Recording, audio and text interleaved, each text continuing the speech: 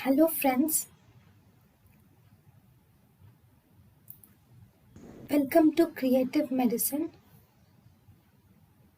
In this lecture, we will learn about Then hello friends, let us now learn some important points about the aspirin and salicylates, okay, versus their acidic nature. Okay, so if you see the aspirin and any salicylates, these are actually acidic in nature. So for example, if you acidify the urine, this will inhibit the excretion of aspirin.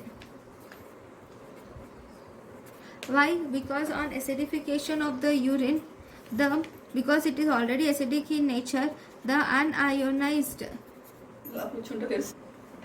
because the aspirin is acidic in nature, and also on acidification of urine, this is in ionized form. Okay, so the aspirin will be in the ionized form. So ionized form of aspirin will increase. Once the ionized form of the aspirin increases, this ionized form of aspirin will be reabsorbed from the fluid. It is reabsorbed from the tubular fluid, and thus it inhibits the excretion of aspirin. Okay, in contrast to that, alkalinization of the urine.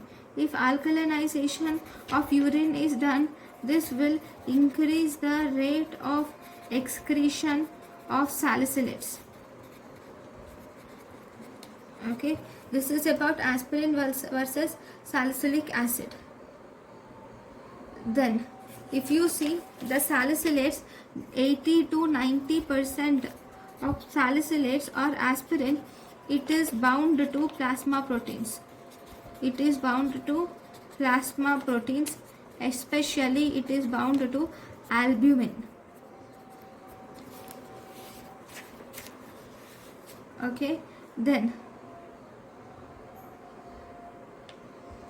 so this is about important points about aspirin. Right, thank you for watching. thank you and thank you for watching.